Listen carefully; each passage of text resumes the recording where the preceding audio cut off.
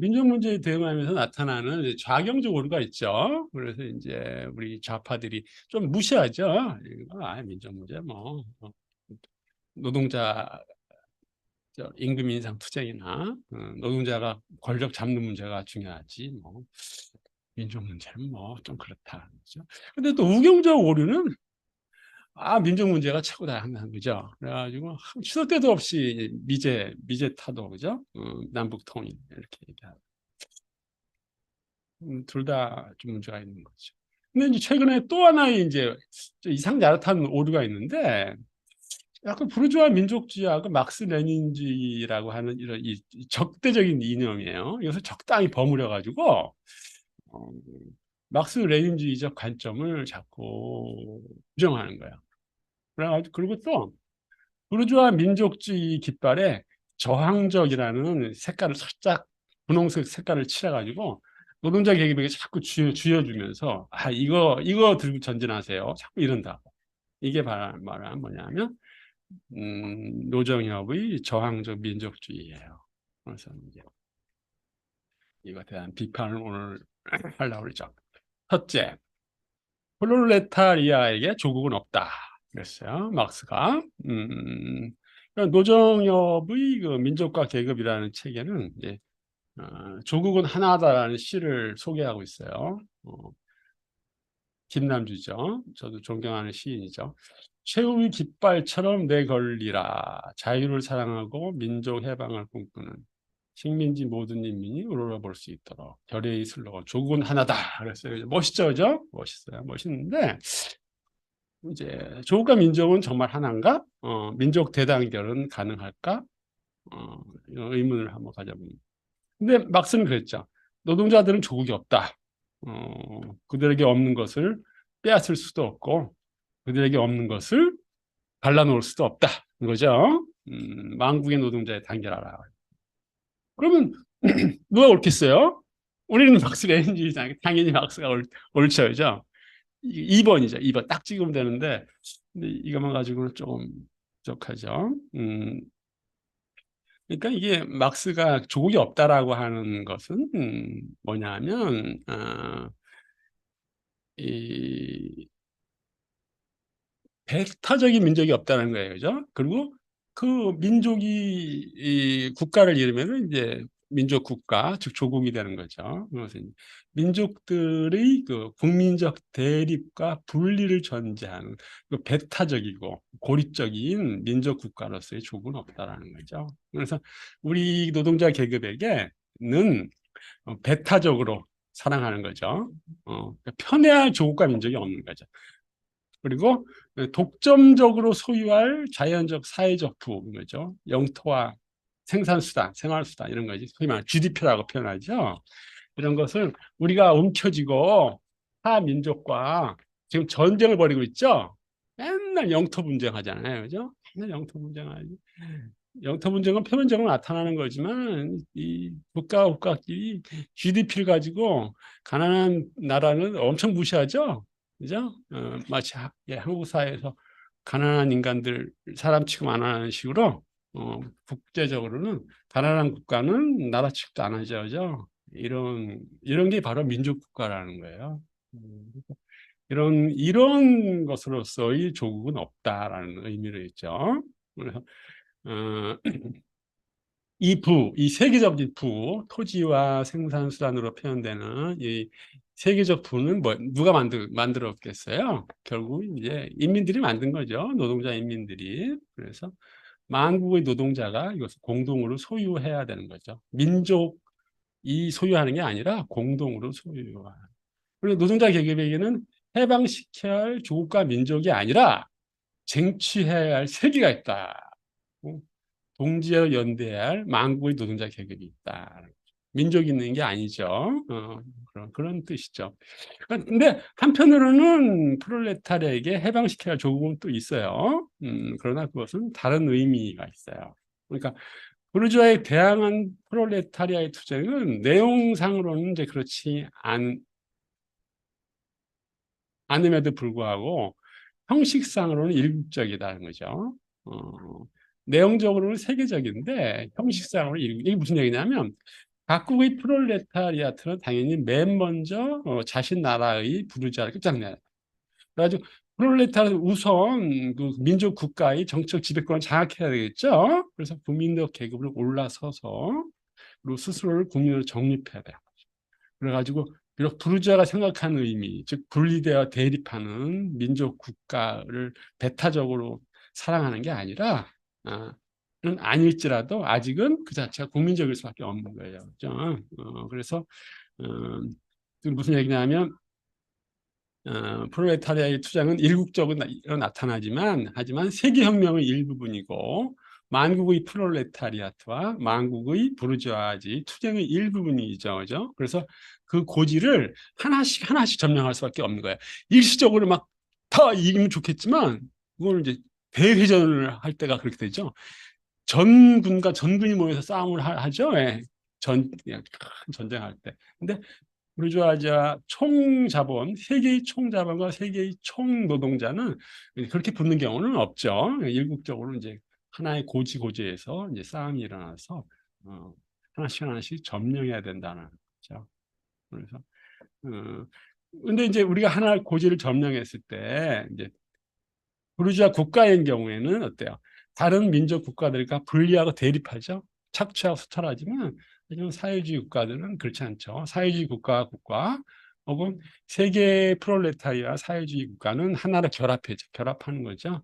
열려 있는 거죠. 그러니까 민족 국가가 아니라는 거죠. 열려 있는 공산주의적인 국가가 되는 거죠. 이렇게 그런 의미에서 조국은 한편으로는 없고 한편으로는 또 있는 거예요. 내용적으로는 없고 형식적으로는 있다. 막상 이렇게 표현하는 거죠. 조국이라고 하는 의미는 이렇게 보시면 되겠고 또 부연 설명을 하면은 어, 자본주의가 도래하면서 이건 책이 여기 없는 거예요. 자본주의가 도래하면서 첫째는 어때요?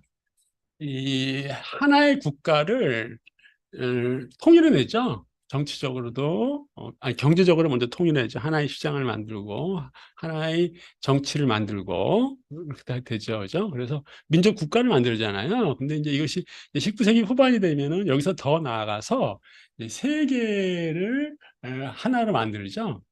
세계 시장을 열리고 그리고 제국주의가 또 출현해서 세계를 정치적으로도 지배하고 그러니까 세계사가 사실은 출현한 거예요. 20세기 들어오면 진정한 세계사가 출현했기 때문에 이 세계사가 출현한 이 시점부터는 이제 총자본과 세계의 총자본과 세계의 어때요? 총노동이 전쟁을 벌일 수밖에 없는 거예요.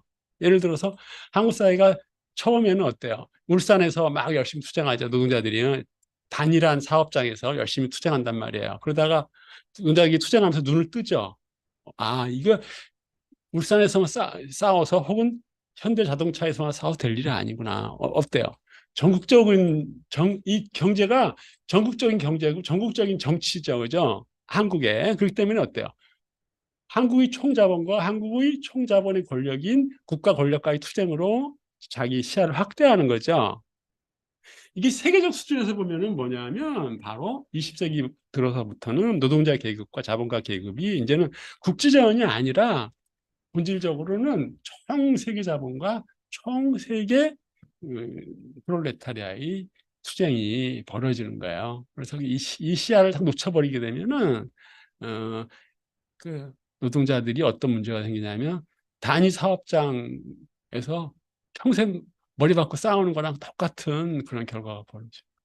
그래서 막스가 조금 빨리 전 세계 프롤레타리아 단결하라 이랬던 거죠. 그래서 이때부터는 항상 세계적인 이런 수준을 가지고 있어야만 국제주의자가 되어야만 노동자 계급의 해방 투쟁을 올바르게 끌어갈 수 있다는 거죠. 음, 그다음에 이제 부르주아 민족주의와 프롤레타리아 국제주의라고 해야 되나? 지난 시간에도 이제 얘기한 건데 레닌의 주장을 다시 한번 봅시다.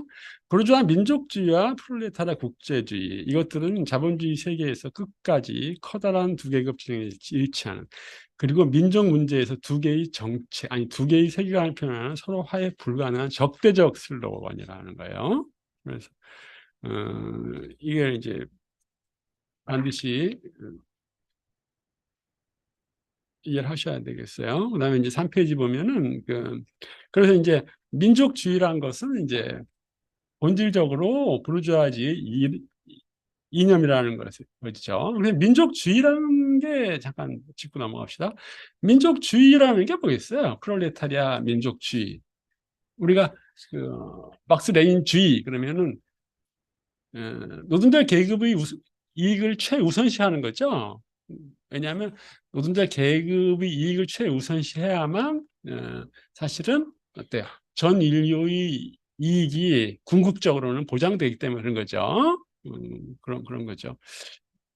근데 똑같은 얘기를 해서 민족주의라고 하는 것은 민족의 이익을 최우선시하는 거예요. 당연히 그렇죠. 그래서 뭐 민족을 보존 발전시키고 부국 강병, 민족 번영 이런 것이 최고의 목표가 되는 거예요. 그런데 문제는 어때요? 민족이라는 것은 계급으로 분열되어 있잖아요. 그래서 민족 전체의 이익이 따지고 보면은 뭐가 되겠어요? 그건 지배 계급이 이익이 돼버려요. 자본가 계급이 이익이 돼버린다는 거예요. 결국은. 그렇기 때문에 민족주의는 부르주아 이론이라는 거죠. 그다음에 이제 민족주의라는 것은 결국은 민족의 이익을 최우선으로 하다 보니까 본질은 그 민족의 부르주아지의 이익을 우선시하고 그러다 보니까 어때요? 민족과 민족 간에 끊임없는 대립과 투쟁, 전쟁이 벌어지는 거예요. 그러니까 이제 지배와 티지배, 그러니까 제국주의와 식민지를 낳고 그리고 제국주의 간에 끊임없는 전쟁을 낳고 이렇게 되는 거죠. 그렇죠? 그래서 이제 이런 국내적으로 보면은 이제 사적 소유에 기초한 만인에 대한 만인의 투쟁이죠. 그렇게 벌어지고 있는 거예요, 지금 그죠? 벌어지고 있는 건데 국제적 수준에서는 보면 뭐예요? 모든 만국에 대한 투쟁을 하고 있는 거예요. 자신의 민족의 부를 가지고 더 늘리려고. 근데 사실은 그 민족의 이익이 뭐예요? 민족 부르주아지의 부를 증식하기 위해서 부자 되기 위해서 끊임없는 전쟁을 벌여요. 아까도 얘기했지만 대표적으로 나타나는 게 그 부가 근원적 부가 뭐예요? 토지죠, 토지. 그러니까 그냥 그 영토 분쟁 끊임없이 일어나죠. 그 부를 갖다가 더 넓히려고 중국과 인도와의 끊임없는 영토 분쟁, 뭐 러시아와 중국과 한국과 일본과 그 세계 어디를 봐도 그 영태 공정이 없는 데가 없어요. 근데 잠깐만 여러분 보세요. 여러분 잘 모르겠지만 시골에 가보면은요. 토지를 가지고 끊임없는 전쟁이 벌어져요. 개인 간에. 뭐, 이 땅, 네 땅, 내 땅 그러면서 뭐 여기 뭐 이 도로는 우리 땅을 점령했으니까 이 도로 막고 싸우고 사적인 부를 움켜쥐고 그런 만인에 대한 만인의 투쟁이 어디나 벌어지고 있는 거예요. 어디나. 그죠? 그것이 이제 국내적인 수준에서도 사회 구성원끼리도 그렇고 국가적 수준에서도 그런 거예요. 민족 국가들끼리 그렇게 전쟁이 벌어집니다. 그래서 공산주의는 이제 그만하자는 거죠. 이러다가 다 죽겠다. 그죠? 왜 그러겠어요? 공산주의는 왜 그만하자 그러는 거예요? 이 부를 증식하려고 그러잖아요. 민족 국가들이. 증식하다 보니까 시장이 어때요? 포화가 됐죠? 과잉 생산, 민족 국가가 다 쏟아내는 이 생산물을 세계 시장이 감당할 수가 없어. 그러다 보니까 결국 뭐야? 파괴하고 전쟁 나가는 거죠. 뭐 제국주의 전쟁. 그래서 인류가 멸망이 생겼어. 이제 그만 싸우고 이제 공유하자 제발 좀. 세계의 토지도 공유하고 세계의 생산수단도 공유해서 인류가 공존 공영하자. 이게 공산주의 이념이에요, 그죠? 왜? 그렇게 하지 않으면 안 될 정도로 생산력이 고도로 발전하기 때문에 그러니까 국내적 수준에서도 국제적 수준에서도 다 그런 거예요. 빨리 사회주의로 넘어가지 않으면 이러다 안 되겠다는 거죠. 그런 거예요. 이게 이제 우리 지난 시간에도 했었던 다시 한번 반복하는 문제인데요. 그러면 이제 원론이죠. 그럼 이제 한국에서의 민족의 과제는 뭐냐? 혹은 뭐 민족 문제라고 봐도 되고, 한국 사회 민족 과제는 이제 크게 네 가지인데, 국내적으로는 이제 부르주아 민족을 프롤레타리아 민족으로 발전시키는 거. 이게 내 표현인데, 사회주의 혁명이죠, 그죠? 사회주의 혁명 하자는 거고, 국제적으로는 어때요? 미제로부터 해방되는 거, 그다음에 남북 통일이 있겠죠. 그다음에 이제 당장 부딪히는 문제 중에 하나가 외국인 노동자들 이들과 어떻게 하면 연대를 해 나갈 수 있는가, 그죠? 이 문제가 있죠. 근데 이 문제를 이제 프롤레타리아 국제주의만이 이것을 가능하게 하는 거예요. 만국의 노동자가 단결해서 만국의 자본과 투쟁해야 되는 거예요. 무슨 얘기냐면 한국의 노동자, 미국, 일본, 요즘 일본이 많이 요즘 대두되고 있죠. 미국, 일본의 노동자, 그다음에 한국 내 외국인 노동자, 그다음에 프롤레타리아 국가로서의 이북이 있죠. 이런 노동자들이 단결해야만 이길 수 있어요. 한국의 노동자들만 가지고도 힘든다고 봐야 되겠죠. 그러니까 미국 노동자들이 혹은 일본 노동자들이 힘이 있었고 나아가면은 중국 노동자들이 경제가 연관돼 있으니까 중국 노동자들도 힘도 필요할 수가 있겠죠. 그리고 본질적으로는 다 세계 노동자들이 필요한 거고. 그다음에 이제 우리 이제 극복 대상은 한국과 미국, 그죠? 이들이 이제 독점자본가 계급이겠죠.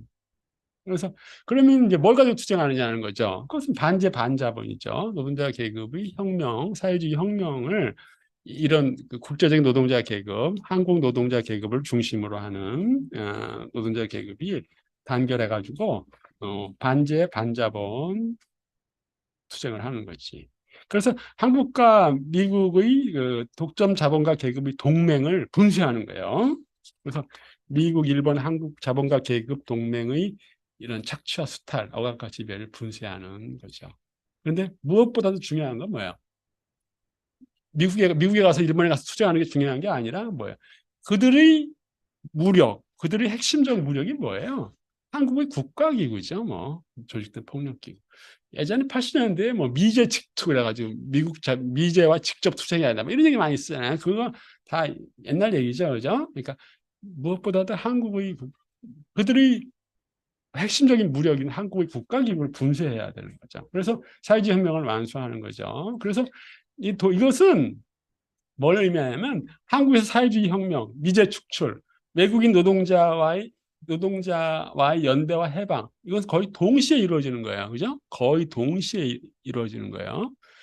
남북 통일은 이제 그 이후의 문제가 되는 거예요.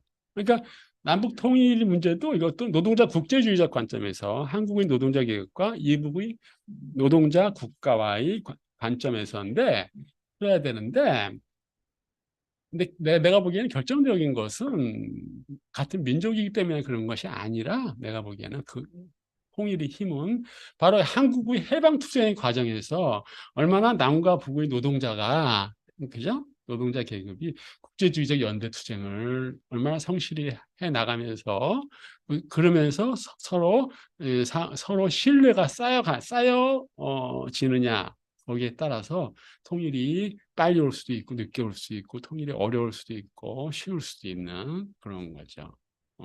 그래서 이렇게 간단히 정의되죠, 그죠? 노동자 국제주의 관점으로 다 풀어낼 수 있는 거예요. 민족주의적 관점이 절대 아니에요. 민족주의 관점은 어, 자멸하는 길이에요. 내가 보기에는. 여기서 이제 원론을 잠깐 보면은 그, 이 민족 개념이라고 하는 것은 사실 몰개급적인 거죠, 그죠? 어, 그래서 민족 문제라는 것은 사실은 없는 거예요. 그러니까 민족과 민족의 대결이라고 투쟁이라고 하는 거잖아요. 그러니까 한국 민족과 미국 민족과의 투쟁이 되는 거죠. 민족주의적 관점에서 보면, 혹은 민족의 관점에서 보면은. 근데 사실은 그래요? 아니죠. 민족 문제라고 했을 때 한국의 민족과 미국의 민족이 투쟁하고 있는 게 아니에요. 사실은 본질은 어디야? 미국의 자본가와 한국의 자본가가 한편이고 그 다음으로 한국의 노동자와 미국의 노동자가 한편으로 투쟁이 일어나는 것을 그냥 민족 문제라고 표현한 거야. 즉 그러니까 민족 문제라고 하는 것은 사실은 없는 거고 계급 문제가 있는 거예요. 단 국제적인 세계적인 계급 투쟁이 있는 거죠. 그래서 민족 문제는 그래서 민족 모순은 현상이고 외화된 거고 본질은 계급 투쟁, 계급 대립이 본질인 거죠. 어, 그렇게 여기서 그러니까 민족이라고 하는 개념 자체에서 그런 결론이 나올 수가 있는 거예요. 그래서 이게 이제 여기까지 딱 정리했으면은 이제 예, 칼을 간 거예요. 이제 칼을 갔으면 그냥 한번 이제 한번 무라도 한번 탁 잘라봐야지. 예, 그죠? 그래서 노정엽의 이제 저항적 민족주의를 한번 비판해 봅시다. 그래서 부르주아 민족주의와 대립하는 개념은 프롤레타리아 국제주의다. 이건 레닌이 얘기한 거예요. 그런데 노정엽이 여기에 대해서 용감하게 아니다 그러는 거예요. 그래서 이제 우리 그 노동사회과학연구소의 박무석 연구위원이 글을 썼어요. 뭐라 그랬냐면 박무석 연구위원은 부르주아 민족주의와 대립하는 개념은 프롤레타리아 국제주의다. 레닌 말을 써는 거죠. 그런데 이는 배타적 침략적 부르주아 민족주의와 직접적으로 대립하는 개념으로서 저항적 민족주의를 빠뜨리고 있대. 그래서 프롤레타리아 국제주의와 이 저항적 민족주의 관련해서 생략하고 있는 한계가 있다. 그죠? 즉 아니라는 거예요. 부르주아 민족주의와 대립하는 개념은 프롤레타리아 국제주의가 아니다라는 거예요. 부르주아 민족주의와 프롤레타리아 국제주의는 뭐예요? 사실은 이 노정엽은 통일돼 있다라고 보는 거예요. 근데 아니죠. 음, 뭐냐면 보면은 제국주의의 침략적 부르주아 민족주의와 직접적으로 대립하는 개념으로서 식민지의 저항적 부르주아 민족주의는 역사적으로 존재했어요. 존재했어요. 그러니까 대략적으로 이제 지난 시간에 얘기했듯이 20세기 시작부터 1917 러시아 혁명까지가 중국의 이제 순원 신해 혁명 이게 이제 저항적 뭐 혹은 혁명적인 부르주아 민족주의죠. 이것은 존재했고 그런데 결정적으로 45년 이후에 다 사라져 버렸다 그랬죠. 그걸 짚고 넘어가요. 음, 음. 여기서 하나 부르주아 민족주의와 대립하는 개념은 프롤레타리아 국제주의가 맞는 거예요. 근데 노정엽은 뭐라는 거예요? 저항적 민족주의는 프롤레타리아 국제주의와 어때? 하나가 될 수 있다. 이런 주장을 하는 거예요. 그러니까 침략적 배타적 민족주의와는 프롤레타 국제주의와는 적대적인데 저항적인 민족주의는 뭐예요? 프롤레타리아 국제주의와 하나가 될 수 있다 이런 거죠. 근데 이게 내가 보기에는 다 틀렸다라는 거죠. 그래서 이제 에, 그래서 이제 노정엽은 5페이지 보면은 민족주의와 프롤레타 국제주의는 충분하게 하나가 될 수 있다라고 주장하는 거예요. 그래서 5페이지 보면은 한번 이제 이걸 읽어봐야 돼. 노정엽의 주장에 민족의 생활 전통 문화를 보존하려는 이런 민족주의적 요구와 프롤레타리아 국제주의는 충분히 하나가 될 수 있다라는 거예요. 그래서 다민족 국가가 사회주의 국가를 구성했을 때 각 민족의 생활 전통 문화를 보존하려는 요구는 충분하게 보장받고 꽃피울 수 있게 해야 한다. 그리고 단일 민족의 사회주의에서도 민족의 생활 전통 문화를 보존하려는 요구와 프롤레타리아 국가의 새로운 문화 행만 하나 통일되어 사회주의 민족을 풍부하고 발전시켜 나가야 된다. 심지어 민족의 생활 전통 문화를 보존하려는 요구와 프롤레타리아 국제주의도 대립적이지 않고 굳건하게 통일될 수 있는 문제다라고 이제 주장한 거예요. 근데 유감이지만 결코 하나가 될 수가 없어요. 왜냐하면은 다민족 국가를 먼저 봅시다. 다민족 국가 소련이나 중국의 조선족 살죠. 고려족 살죠. 이들의 이들 민족의 조선 민족의 생활 전통 문화에는 삼종지도도 있어요. 삼종지도. 응? 남존여비, 군사부 일체, 사대주의 이런 거 있어요. 이게 프롤레타리아 국제주의 하나가 될 수 있겠어요? 절대 될 수 없죠. 그리고 최근 한국 민족의 생활 전통 문화를 보세요. 끔찍하죠?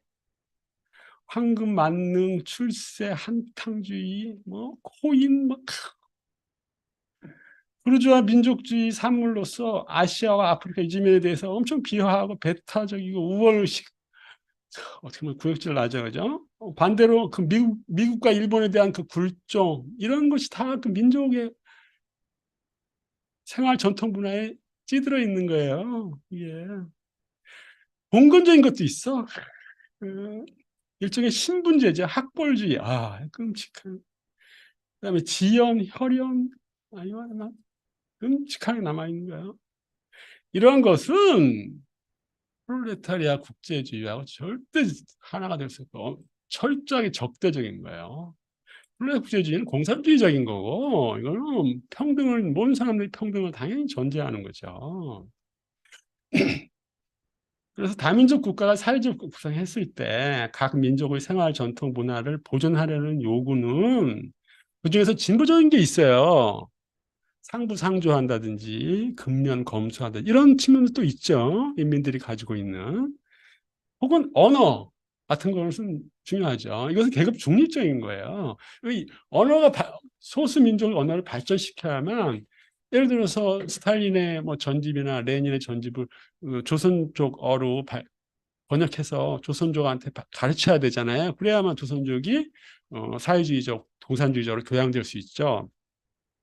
이런 것만 엄선해서 충분히 보장받고 꼽힐 수 있게 해야 되죠. 즉 노동자 계급적이고 공산주의적이고 진보적인 것만을 뽑아내서 국제주의적 관점과 통하는 것.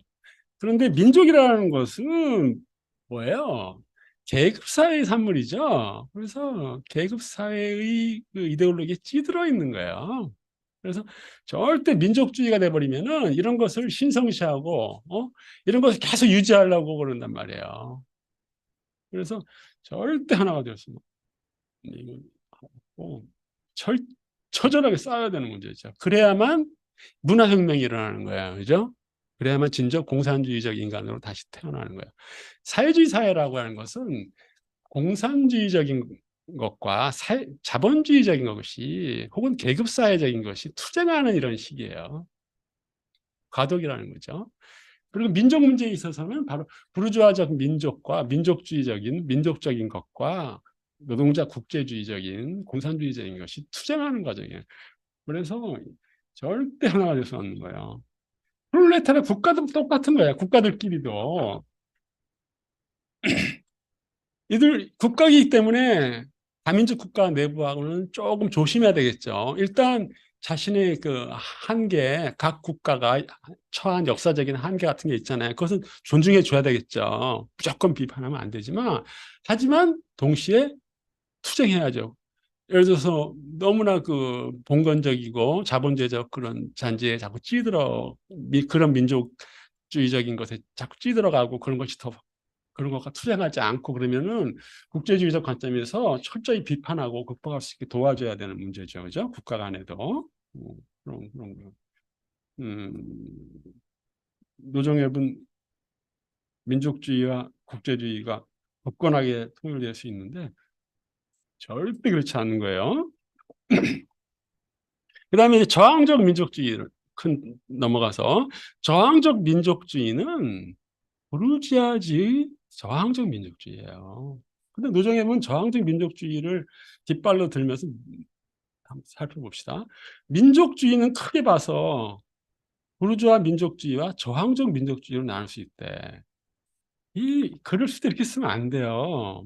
이게 헷갈리지. 왜냐하면 봐요. 엄마가 아들한테 얘야 옷을 나누는데 옷을 빨간색 옷하고 질긴 옷하고 구분해라. 그럼 뭐 아들이 이 엄마가 치매가 왔나 그럴 거 아니에요. 아니, 붉은 옷하고 질긴 옷하고 어떻게 구분해? 이 옷은 붉고 질긴데? 그럼 이거 엄마 어디다 놔? 이러잖아. 그죠? 당연히 그러겠죠. 우리 엄마 치매 왔구나. 이러는 거지. 붉은색 옷은 파란색 옷과 구분해야 되는 거죠. 그죠? 응, 마찬가지. 민족주의는 크게 봐서 부르주아 민족주의와 프롤레타리아 민족주의로 나눌 수 있다든지, 혹은 부르주아 민족주의와 뭐 봉건적 민족주의로 나눌 수 있다. 이렇게 얘기해야 되는 거지. 민족주의는 크게 봐서 부르주아 민족주의죠. 그러면 사람들이 이게 헷갈리, 이게 이 사람이 치매가 왔나 이렇게 생각하는 거지. 그러니까 부르주아 민족주의는, 그러니까 아까 얘기했죠. 민족주의는 침략적 민족주의와 저항적 민족주의, 즉 제국주의의 침략적 민족주의와 식민지 국가의 저항적 민족주의 나눌 수 있다. 이건 맞아요, 그죠? 하나는 침략하니까 하나는 저항하지. 이렇게 나눌 수 있다. 근데 민족주의는 부르주아 민족 저항주의. 이거는 좀 말이 안 되는 거예요. 이렇게 나누면 안 된다는 거예요. 그래서 봐요. 그리고 이제 같이 한번 봅시다. 제국주의 침략가가 민족 주권을 유린하는 식민 지배에 저항하는 진보적 민족주의가 나타났죠. 그죠? 맞는 거예요. 그런데 식민지 반식민지에서 민족 해방을 위해 투쟁하던 부르주아 민족주의자들은 제국주의의 억압의 근본 원인을 이제 과학적으로 인식하지 못했으며 식민지 지배자들과 손잡은 현지 협력자들과 현지 협력자들인 지주들의 이해를 대변하기로 했다. 친일파죠, 그죠? 친일파죠. 이게 뭐예요? 그래서 오직 공산주의자들과 식민지, 반식민지에서 가장 억압받고 있는 노동자, 농민 등 기층 피어갑 계급들만이 식민지 지배에 철저하게 저항하고 민족의 이해와 요구에 가장 부합하며 싸워나갔다. 절대 그렇지 않아요. 잘. 1930년대부터는 만주와 백두산 일대의 공산주의자들이 반일 명축 중심에 서 있었다. 김일성의 그 투쟁을 얘기하는 거죠. 이건 뭐 중요한 거죠. 그래서 노동자, 농민 등 피어가 계급들만이 식민 지배에 철저하게 저항하고 민족의 이해와 요구에 가장 부합하며 싸워 나갔다고 하는 문제를 물고 들어줘 봅시다. 자, 그러면 민족이 라는 것은 뭘 계급적인 거라고 했죠? 그 민족에는 민족의 핵심은 어때? 기층 민중과 부르주아지가 있어요. 그리고 봉건제의 잔재로서 지주 같은 사람들도 있죠. 봉건적인 지주들도 있어요. 포함되어 있어요. 그러면은 어때요? 이 민족의 이해를 위해서 투쟁했나요? 친일파들이나 그 일제하에서 잘 먹고 잘 살았던 지주의 이익을 위해서 투쟁했나? 이들은 식민 지배가 계속되는 게 좋아요. 계속되는 게 좋지. 그죠? 그래서 만약에 이북과 같이 노동자 농민들이 투쟁을 해서 이북 국가를 만들었을 때 어떤 일이 벌어졌어요? 지주들, 부르주아들, 다들 망했잖아요. 그래서 그 원한을 갚느라고 이남에 내려와가지고 그 얼마나 잔악한 행동을 많이 했어요. 즉 민족의 이해가 아니라 뭐를 투쟁한 거예요? 식민지로부터 해방되고, 그리고 해방돼서 농민은 토지혁명을 위해서 투쟁한 거고, 즉 지주들을 타도하기 위해서 투쟁한 거고, 그리고 노동자들은 부르주아 민주주의 혁명, 즉 토지 혁명을 농민과 함께 하고, 그리고 어때요? 곧바로 사회주의 혁명으로 이행하면서 자본가 계급을 타도하기 위해서 한 거지. 계급적인 거지. 계급적인 이해와 요구에 부합해 싸워 나간 거지. 민족의 이해와 싸운 게 아니지. 절대 아니지. 예, 그죠? 어, 이렇게. 그 다음에 이제 저항적 민족주의라는 얘기가 나와요. 7페이지 보면은 주지하듯이 해방 이후에는 일제를 대신해 미제가 존재했죠. 미제는 노동자 민중의 자주적 해방 기구인 인민을 폭력 해산했죠. 그죠? 미제는 그 반도 이남을 반공주의 전초 기제로 삼기 이승만 주구를 내세워 인민이 통일전선 정부 수립 열망을 방해했고, 그래서 이제 4.3 항쟁, 여순 항쟁 발생했고, 그래서 민중의 항쟁은 뭐예요? 반미 반제 통일 운동이었죠, 그죠? 맞죠? 맞아요. 이는 자주적 해방을 열망하며 외세의 침략자들에 맞서는 저항적 민족 운동의 일환이기도 했다는 거예요.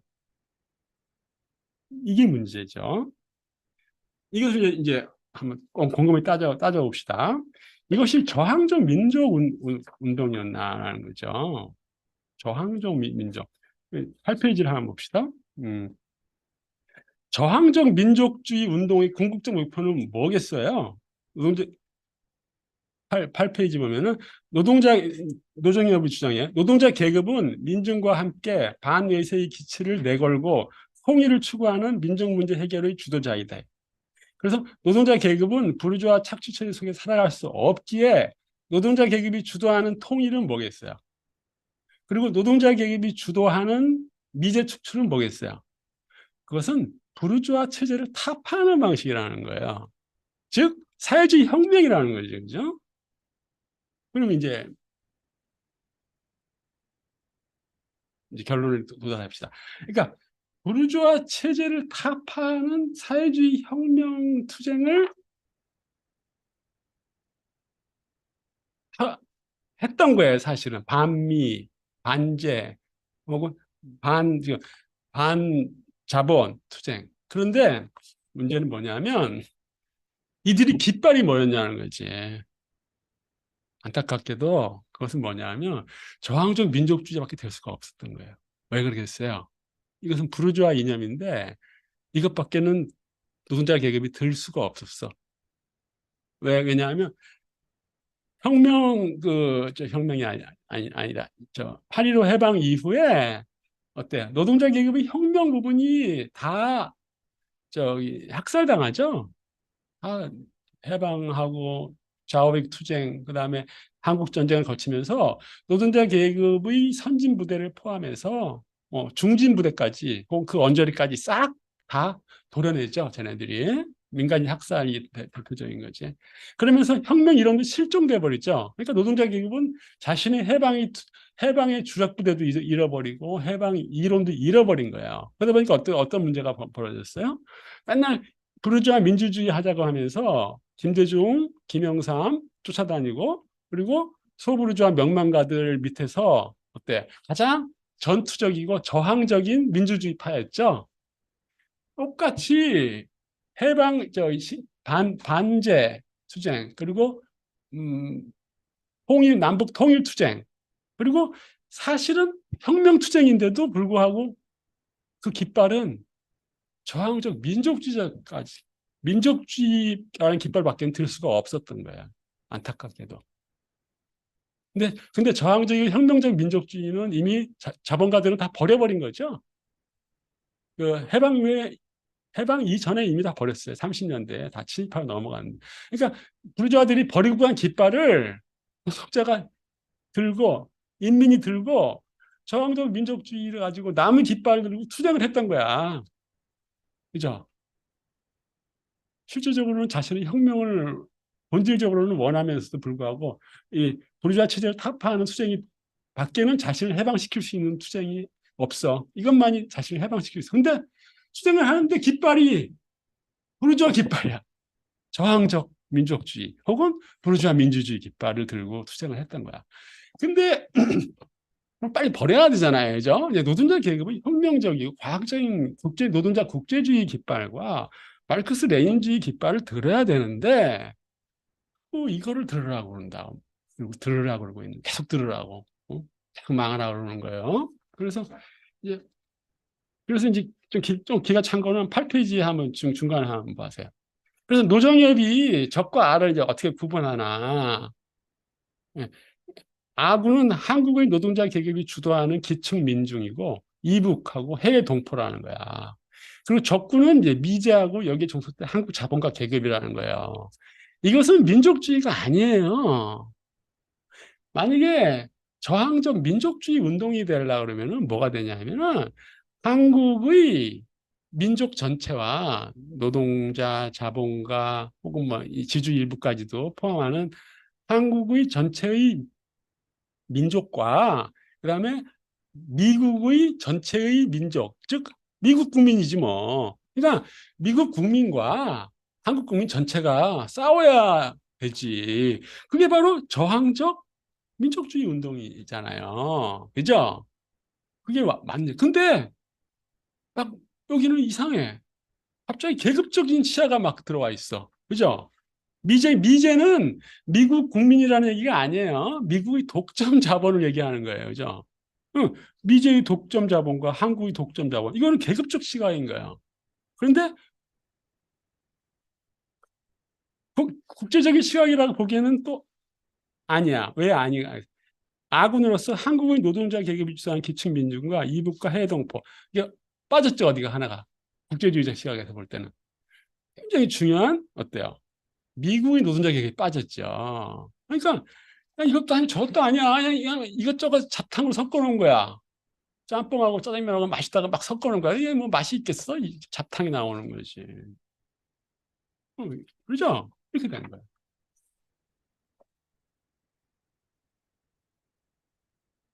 그게 참 거죠. 그죠? 막 섞어놓은 거야, 두 개를. 그럴듯하게. 그래서 이게 뭐냐면, 여기 딱 그래. 노동자의 운명과 민족의 운명은 하나이다. 그랬어요. 하나이겠어요?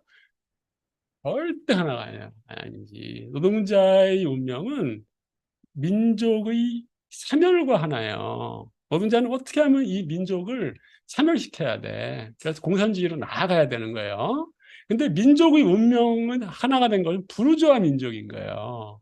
부르주아 민족은, 그러니까 민족은 부르주아적이기 때문에 부르주아지와 민족의 운명은 하나인 거예요. 그래서 어떤 일이 벌어져요. 봐요. 소련이 무너지고 자본주의를 복구하니까 어때요?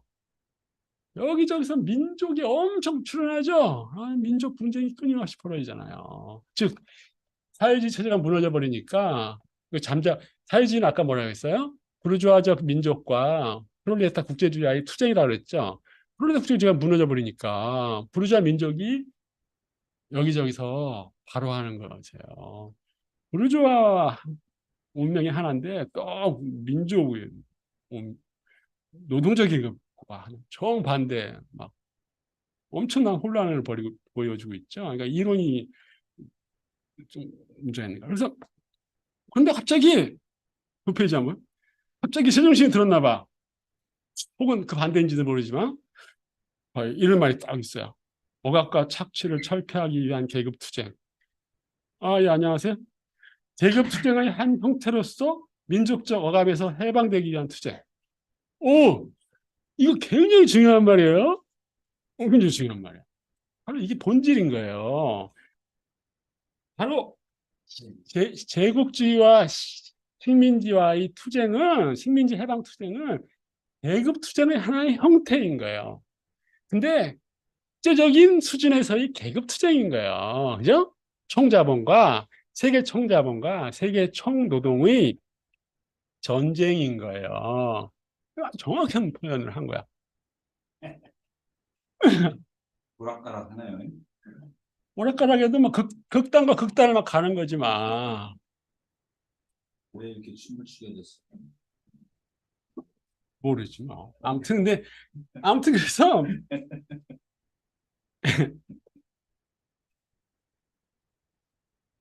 아무튼 민족 문제에서는 딱 하나만 알고 있으면 돼요. 뭐요? 노동자 국제주의지 뭐. 국제주의와 예. 이거 쓰신 거예요? 예, 내가 썼죠. 언제 읽어보셨어요? 예? 있어서 발달이 우리 남의 또 민족이 그래. 그래서 아무튼 근데 이제 지난 시간에도 자꾸 얘기했지만 노동자 국제주의 개발만 들으면 돼요. 되는데 예외적인 시기가 좀 있었다 그랬죠. 그러니까 소위 말해서 여기 노정현이 얘기했다시피 저항적인 민족주의 혹은 그 혁명적 민족주의가 있었다 그랬죠. 그죠? 20세기 초에 아까 계속 얘기하지 수론 이들과는 연대해야 되는 거예요.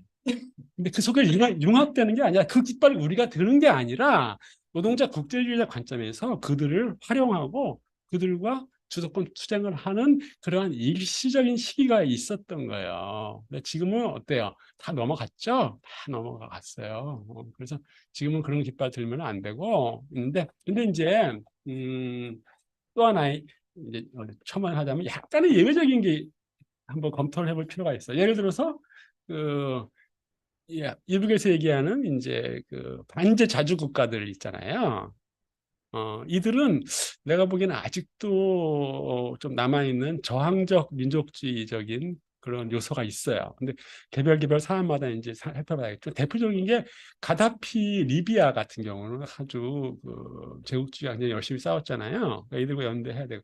그리고 이제 정도의 차이는 있지만 이제 뭐 그 시리아나 그다음에 이란, 베네수엘라, 그다음에 그 예전에 그 이집트에 그 있어요.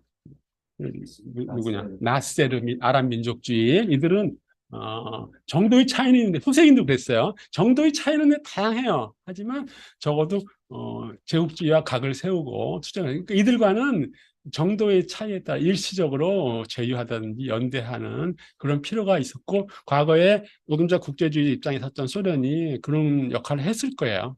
이들과. 그러니까 이집트에 지원도 많이 해주고 그랬잖아요. 그죠?